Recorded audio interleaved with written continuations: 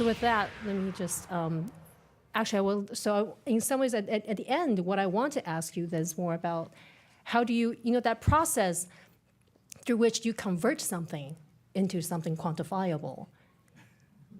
How does that happen? Well, so you want me to take a crack? So let me give you an example, I think, that will illustrate at least how economists think about trying to approach this question. So I think Frank's going to give a historical example. Maybe you'll do Avner's example in a minute. But on an experimental level, here's sort of an interesting experiment that was done recently in India, which I think is useful for thinking about how one might get at this idea of causality in terms of whether culture actually affects economic outcomes. These two particular authors had an interesting idea of going into a high school and taking members from the different castes in India and asking them to complete a task. The task was actually, they were given a booklet of mazes, and they were given 15 minutes to see how fast they could solve mazes. And they counted the number of mazes that they solved. And they had two interesting treatments in their experiments. The first was they would bring 6 students into a room from different castes, and they would ask them to solve the mazes with little introduction other than, here's the mazes, solve them. And they recorded how many on average they solved, and they did this for a bunch of different groups of 6.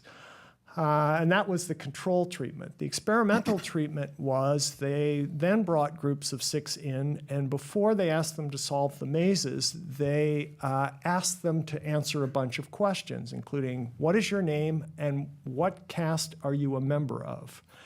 And what they found in this study is that when students were asked to reveal their caste, that the performance of the lower caste was significantly worse than those of the higher castes. Okay, whereas you saw no difference when caste was not discussed prior to completing the task.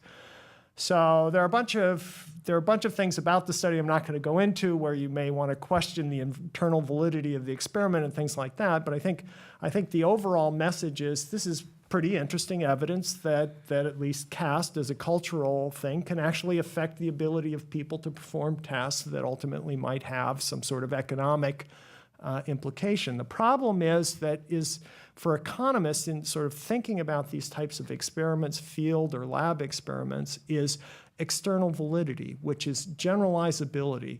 If I can actually see that there's this difference, and I'll admit, I think it's pretty compelling, the question is, what do I make of it? Is solving mazes really economic activity? And gee, if it was done in sort of a non-experimental way, if it's the real world, can I say that the 23% decrease in the number of mazes solved, does that mean 23% less outcome if I go to the economy in general and think about the consequences of caste system?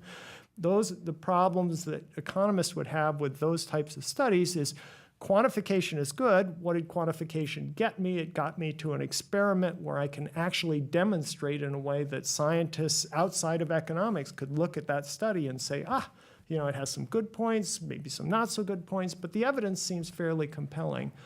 At least as far as causality. But then the question is, so what is the overall effect? Does this tell me if I went to a different part of India or Pakistan or other parts of the world that I would see similar sorts of effects? So Frank maybe will talk a little bit about a historical study that one of our colleagues has done. Okay. The historical study is by Avner Greif, who's a professor in the economics department here at Stanford. And what he was looking at was the challenge of how trade takes place over long distances. This is in the 11th century. And he contrasts the fact that what you have are really 2 different institutions that evolve endogenously to address the problem of the fact that if I want to sell my product over a long distance, I need essentially an agent. And how do I make sure that the agent that is selling my product in a distant land is not just simply taking my money and running away with it? And he contrasts I hope I say this even close to correctly, but the Maghribi traders who effectively came up with a collectivist view of doing this, where each of the traders was a member of this so-called coalition. And what the coalition did was provided a way for public disclosure of the performance of each of the members in terms of the activities that they did in distant lands. And what the device that enforced it was essentially informal shunning of those who established themselves as not honorable members of the coalition. So all other members of the coalition agreed not to trade with those individuals who had been shown to be not honorable. Whereas the other approach was what he called the individualist approach, or the Genoa traders.